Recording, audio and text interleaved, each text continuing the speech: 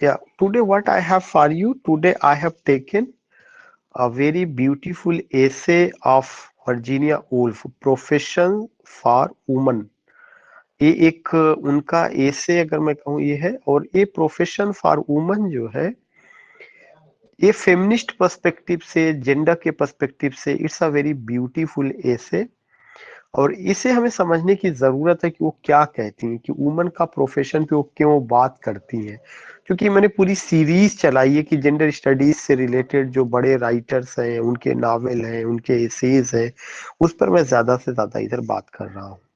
तो professions for women, it's a beautiful essay written by Virginia Woolf. ये एक तरह से लेक्चर के रूप में था, लेकिन बाद में ये पब्लिश हुआ है। तो यू सी हियर, और यहाँ पे आप क्या देखते हैं कि professions for woman originally a speech, ये जो है क्या था, एक स्पीच की शक्ल में था, given to women's group in 1930, जो 1930 ईस्वी में वर्जीनिया वुल्फ ने औरतों के एक ग्रुप को संबोधित करते हुए दिया हुआ था। Woolf argues that women must overcome special obstacles to become successful in their career। उन्होंने कहा कि जो भी दिक्कतें हैं वो औरतों को अपनी दिक्कतों को, परेशानियों को, दुश्वारियों को दूर करना पड़ेगा। किसके लिए? To become successful in their career। अगर उन्हें अपने करियर में सफल होना है, if they want to be successful, you can say business woman, या आप कह सकते हैं कि कुछ अलग फील्ड में अगर कुछ करना चाहते हैं, अपनी आइडेंटिटी बनाना चाहती हैं, तो first they have to see what the obstacle they face, what the problem they have to face, और उस प्रॉब्लम को उनको ओवरकम करना पड़ेगा। ओवरकम माने जीतना पड़ेगा उसको। शी डिस्क्राइब टू हैजार्ड्स, वो दो तरह के हैजार्ड्स को डिस्क्राइब करती हैं। दो तरह के हैजार्ड्स, तब दो तरह की समस्या को she describes two hazards. She thinks all women who aspire to professional life must overcome their tendency to sacrifice their own interest to those of others and their reluctance to challenge conservative male attitudes। It's a very important point। उन्होंने कहा कि दो तरह की हजार है, और ये दोनों क्या है? वो कहते हैं she thinks all women who aspire to professional life, जो प्रोफेशनल जीवन जीना चाहती हैं, must overcome tendency to sacrifice their own interest. उन्हें पहले तो इस टेंडेंसी से जो है बाहर निकलना पड़ेगा कि they have to sacrifice their own interest, कि वे अपने इंटरेस्ट को पुरुषों के लिए सैक्रिफाइस कर दें। बहुत सारी औरतें होती है, कहती हैं ये तो घर बचाने के लिए, घर सजाने के लिए, घर को संवारने के लिए मैं अपने इंटरेस्ट को कुर्बान कर दे रही। तो उन्होंने कहा कि अगर आप सक्सेसफुल बनना चाहती हैं या सक्सेसफुल प्रोफेशन में आप जाना चाहती हैं, तो सबसे पहले अपने अंदर से आप इस विचार को निकाल दीजिए। कौन से विचार को निकाल दीजिए? इस विचार को निकाल दीजिए कि आपको कोई भी चीज अपने इंटरेस्ट में सैक्रिफाइस करना है। ये सबसे बड़ा पॉइंट रहा। अगर आप इसको निकाल देंगी तो बहुत कुछ आप सफल हो जाएंगे। Number one point. Number two point, उन्होंने ये बताया कि एक चीज उन्होंने कहा, interest to those to other reluctance to challenge conservative male attitudes. और आपको क्या करना पड़ेगा? जो मेल एटीट्यूड्स जो कंजर्वेटिव है, रूढ़िवादी विचारधारा के, परंपराओं से घिरे हैं, परंपराओं से जुड़े हुए, परंपराओं से बाहर नहीं निकलना चाहते हैं, ऐसे कंजर्वेटिव मेल एटीट्यूड्स को आपको चैलेंज करना पड़ेगा। दो बातें, दो बातें क्या है कि you have to challenge conservative male attitudes, number one point.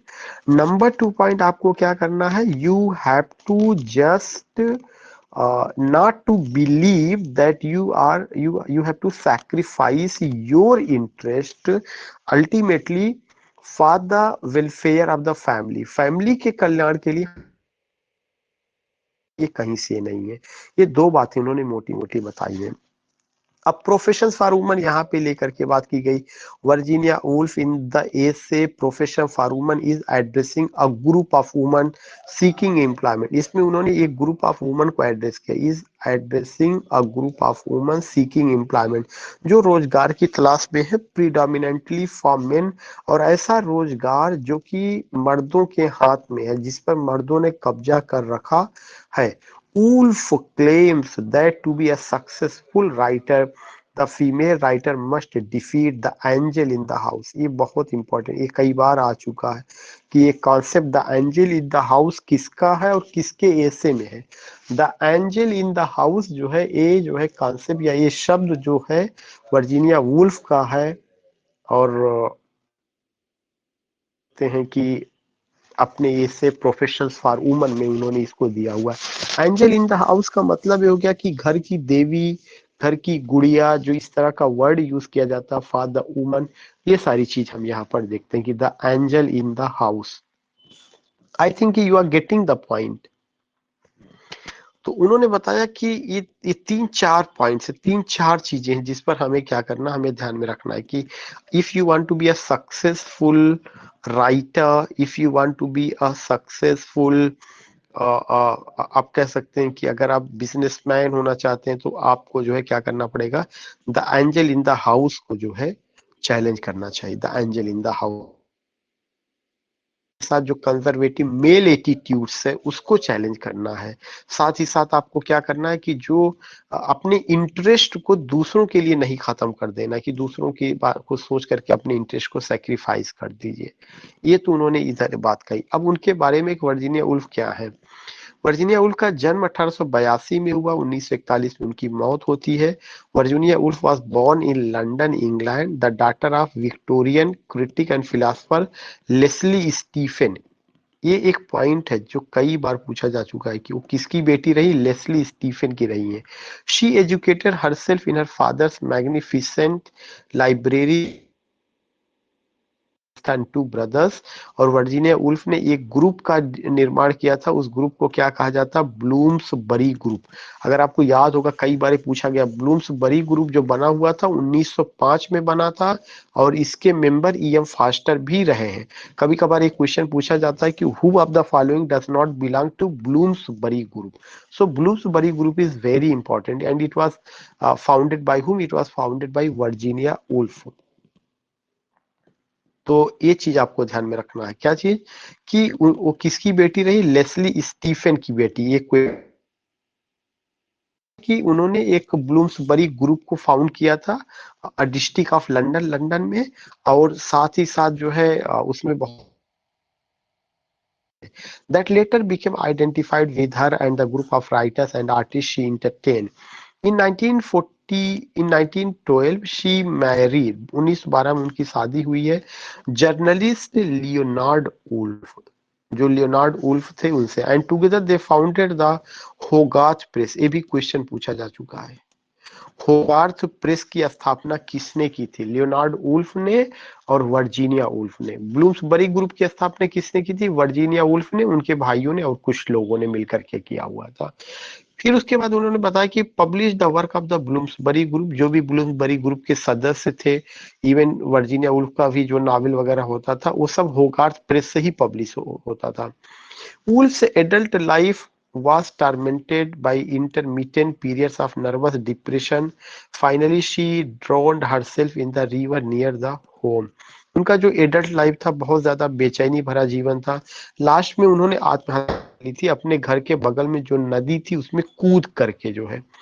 ये चीज भी ध्यान में रखना कि शी कमिटेड सुसाइड। इतनी बड़ी फेमिनिस्ट राइटर जो औरतों के अधिकारों को लेकर के बात करती है, तमाम चीजें, लास्ट में उसने खुद ब खुद क्या किया, आत्महत्या कर ली। और इस आत्महत्या के पीछे डिप्रेशन, डिप्रेशन एक बड़ा बड़ा कारण था। उनका वर्क जो है वो क्या है, उनका जो नावल है जैकब्स रूम, एक उनका नावल है 1922 में, मिसेस डालोवे 1925 में, टू द लाइट हाउस 1927 में, आर्लैंडो 1928 में, द वेव्स 1931 में, एंड बिटवीन द एक्ट्स 1941 में। Again I would like to tell you कि this lady is highly significant, this lady is very important. ये जो लेडी है काफी सिग्निफिकेंट है, काफी इंपॉर्टेंट है, जिसमें आप देख रहे हैं क्या क्या चीजें हैं। उसमें उन्होंने जो किया हुआ है जैकब्स रूम एक उनका नावल है, मिसेस डॉलोवे 1925 में, टू द लाइट हाउस 1927 में, आर्लैंडो 1928 में, the Waves 1931 and Between the acts 1941। Woolf's essays and reviews are collected in books. करें वुल्फ के जो एसेज हैं, जो उनके और चीजें हैं, वो बाद में एक किताब में कलेक्ट हुआ, द कॉमन रीडर में, एंड कलेक्टेड एसेज में। दो जगह है, द कॉमन रीडर 1925 1932 और कलेक्टेड एसेज में ये आया। Wolves most popular work is a room of one's own. करें वुल्फ का जो सबसे इंपॉर्टेंट वर्क रहा वो क्या रहा, अ room of one's own and extend analysis of the subject of woman and creativity, जिसमें वुमन और उसकी क्रिएटिविटी को लेकर के तमाम बातें की गई है। तो वर्जीनिया वुल्फ का जन्म 1882 में हुआ था, 1941 में उनकी मौत हुई है। वर्जीनिया वुल्फ लेस्ली स्टीफन की बेटी रही हैं। लंदन में उनका जन्म हुआ था। ब्लूम्सबरी ग्रुप की संस्थापक थी, जिसके एक मेंबर ईएम फास्टर रहे हैं। उनकी शादी 1912 ईस्वी में लियोनार्ड वुल्फ से हुआ है। दोनों ने मिलकर के एक प्रेस चलाया, होगार्थ प्रेस, और इसमें ज्यादातर ये देखा गया कि वुल्फ का और जो ब्लूम्सबरी ग्रुप के जो राइटर्स थे, मेंबर्स थे, उनके वर्क्स वगैरह पब्लिश हुए हैं। वर्जीनिया वुल्फ ने सुसाइड कर लिया था नदी में डूब करके, और डिप्रेशन का शिकार हो गई थी। उनके जो इम्पोर्टेंट वर्क है, जैकब्स रूम 1922 में, मिसेस डालोवे 1925 में, टू द लाइट हाउस 1927 में, ऑरलैंडो 1928 में, द वेव्स 1931 में, एंड बिटवीन द एक्स 1941 में। Wolf's essays and reviews are collected in books such as The Common Reader। Woolf के जो essays हैं और जो reviews हैं उसको कलेक्ट किया गया था द कॉमन रीडर नाम की किताब में, और कलेक्टेड essays में, इन सब में।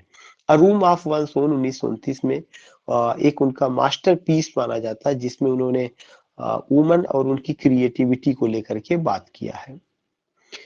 उसके बाद है उनका एसे क्या क्या क्या रहा। वैसे एसे पे जो बात हुई वो पहले भी हो गई है, लेकिन थोड़ा सा इसमें समझना जरूरी है कि क्या उन्होंने कहा है। Virginia wolf in the essay profession for woman. करें वर्जीनिया वुल्फ ने जो एसे है प्रोफेशन फॉर वुमन में, is addressing a group of woman. वह एक ग्रुप ऑफ वुमन को एड्रेस करती हैं, जो कि क्या करें, is addressing a group of woman seeking employment.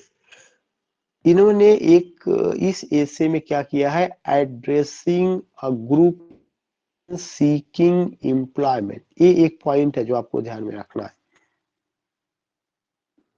एक ऐसे औरतों के ग्रुप को या समूह को जो है उन्होंने क्या किया, एड्रेस किया है, जिसको रोजगार की तलाश है, और यह रोजगार किसके हाथों में, प्रीडोमिनेंटली फॉर मेन, जो कि ज्यादातर किसके हाथों में, पुरुषों के हाथों में, predominantly for men. Woolf claim that to be a successful writer the female writer must defeat. अगर आपको सक्सेसफुल राइटर होना है तो सबसे पहले तो आपको डिफीट करना पड़ेगा इस कॉन्सेप्ट को, जिसका नाम है द इन द हाउस। ये क्वेश्चन पूछा जा चुका है। The angel in the house is the concept of Virginia Woolf, और किस एसे में, प्रोफेशन फॉर वुमन में। और जो औरतें यहाँ की हैं वो किस प्रोफेशन में जाना चाहती हैं, they want to be writer, specially those professions जिस पर की कब्जा किसका, जिस पर की कब्जा जो पुरुषों का है। This angel represents the ideal woman. Woolf describes angel as sympathetic, charming, unselfish, pure, beautiful and graceful. कह रहे कि जो औरतों से उम्मीद की जाती कि औरत जो है क्या हो, सहानुभूति दिखाने वाली हो, चार्मिंग हो, अनसेल्फिश हो, ब्यूटीफुल हो, ग्रेसफुल हो। तो उन्होंने कहा ये जितने शब्द गढ़े गए हैं कि आपकी इमेज ऐसी होनी चाहिए, अगर आपके अंदर ये चीजें, ये गुण नहीं है, तो आपको एक बढ़िया पत्नी, एक बढ़िया देवी के रूप में मान्यता नहीं मिलेगी। तो उन्होंने कहा इससे आपको बाहर आना, ये जितनी भी चीजें गढ़ी गई है तो आपके लिए ठीक है, लेकिन ये चीजें आपकी आइडेंटिटी नहीं होनी चाहिए। In the essay she recalls, कर इस एसे में शी रिकॉल्स, वह बताती हैं that once she had to write a review about novel written by a famous man.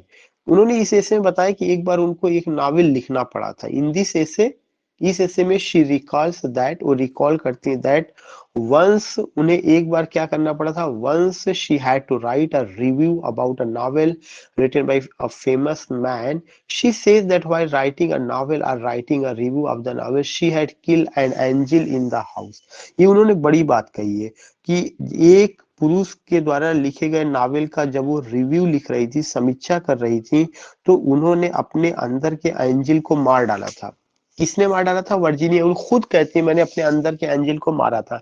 अंदर के एंजल को मारने का सिंपल सा तात्पर्य यही है कि जब उन्होंने लिखना शुरू किया तो ये नहीं सोच रही थी कि मैं एक औरत हूं, अगर मैं इस पुरुष के द्वारा लिखी गई किताब की आलोचना कर रही हूं तो वह क्या सोचेगा कि एक औरत ने मेरे किताब की आलोचना की हुई है। एक औरत को तो पढ़ना लिखना आता ही नहीं है, वो पढ़ी ही नहीं हो सकती, कैसे वो मेरे। तो उन्होंने कहा कि मैंने जो एक ट्रेडिशनल पैटर्न था कि सहानुभूति दिखाओ या ये चीज दिखाओ कि मीक है, माइल्ड है, कमजोर है, ये तमाम चीजों को मैंने किल कर दिया। और किल करने के बाद मैंने बेबाकी से अपनी बात को वहां पे रखा। According to her there are, करें कि मेरी नजर में there are two major obstacles. किसी भी औरत को अगर सक्सेसफुल प्रोफेशन में जाना है तो दो प्रॉब्लम उसके सामने है। कौन कौन सा? Conventional notion. कन्वेंशनल नोशन का मतलब कि पारंपरिक जो विचार है कि एक औरत क्या है, एक औरत की क्या जिम्मेदारियां हैं, एक औरत को किन जिम्मेदारियों को निभाना है औरत होने के नाते। ये जो पारंपरिक विचार है इसको, इस पर अटैक करने की जरूरत है। जब तक आप इस पारंपरिक विचार को नहीं खत्म करेंगे तब तक कोई और विचार जन्म नहीं ले पाएगा। तो उस पर जब आप अटैक करेंगे तभी जाकर के जो है कोई नया विचार जन्म लेगा। तो conventional notion of the role and the taboo regarding the expression of their sexuality, और साथ ही साथ औरतों की सेक्सुअलिटी को लेकर के जो टैबू शब्द है। What do you mean by taboo? Taboo का मतलब कि स्टीरियोटाइप, पारंपरिक सोच, उसमें बदलने की कोशिश ना करना, कोई बदलाव लाने की कोशिश ना करना, इस तरह की जो चीजें हैं दैट इज द टैबू। तो जो टैबू है regarding the expression of their sexuality, conventional notion, these things we see. She finds writing is an easier job for females than others। करें वह देखती है, वह पाती है कि जो राइटिंग है यह सबसे आसान जॉब है औरतों के लिए।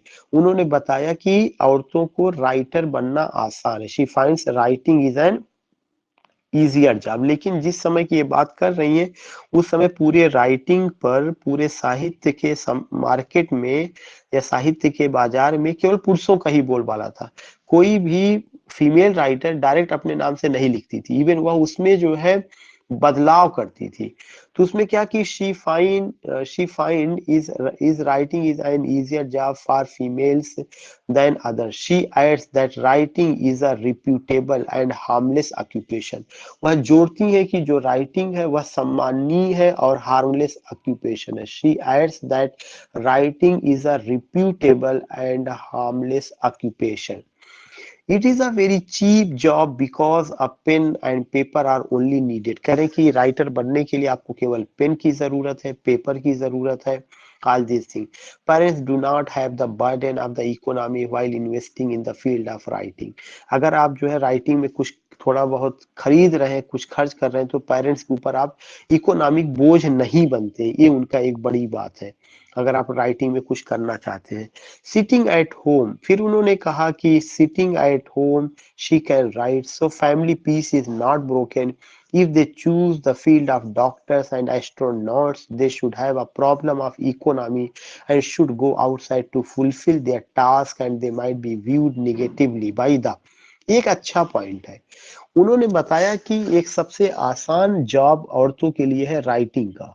वो नॉवलिस्ट बने, राइटर बने, ड्रामेटिस्ट बने, शॉर्ट स्टोरी राइटर, पोएट बने, उसके लिए ज्यादा खर्च नहीं। उनके विचार उनके अपने हैं, खुल करके अपने विचारों को जो है क्या करें, एक रूप दें, एक रंग में उसको ढालें।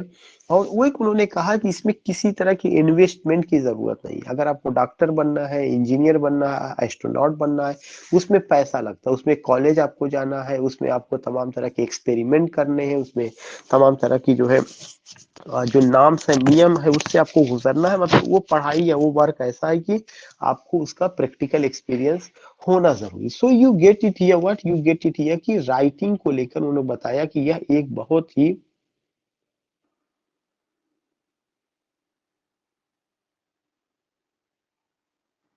मानवी इज राइटिंग की क्या आवाज जा रही? I just want to know, क्या सबको आवाज जा रही है?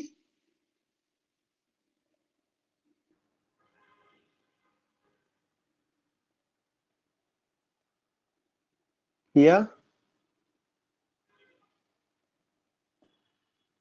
ओके कुंवर जी, ओके, इसका मतलब मानवी की तरफ से दिक्कत है।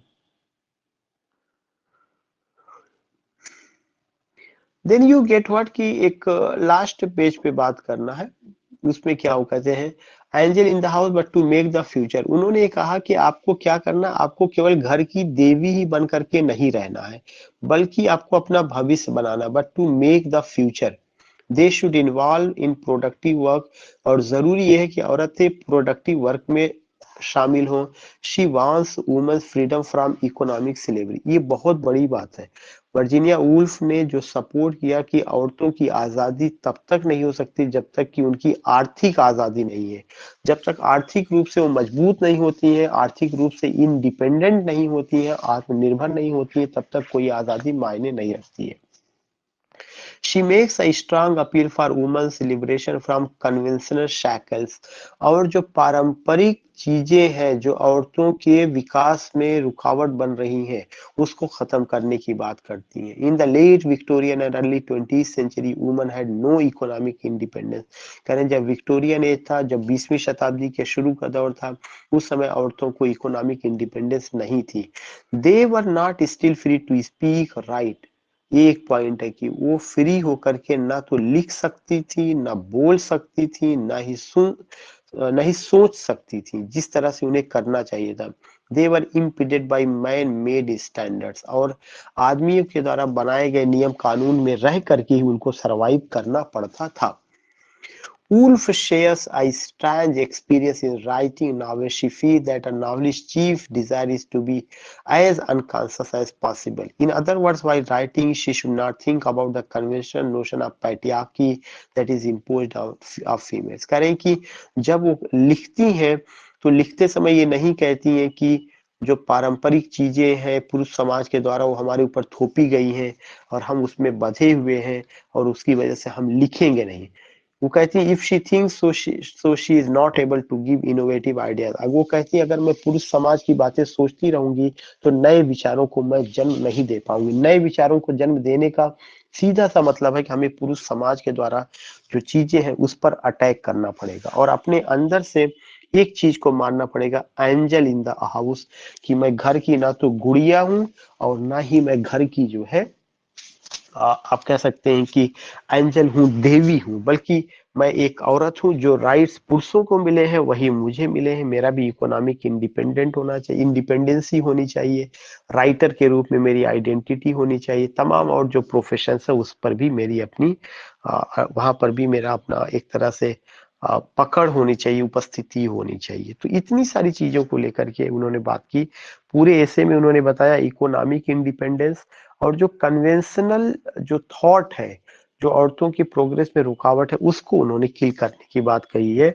और एक वर्ड उन्होंने क्वाइन किया है, the angel in the house, कि घर की गुड़िया या देवी बन करके ही ना रहिए बल्कि कुछ और काम करिए जो है। All these things we see, all these things we find. So just concluding here, और ऐसा कुछ नहीं जो इसमें वो करने के लिए, अगर आपका कोई इशू होगा तो यू कैन जस्ट से हम उस पर बाद में बात करेंगे।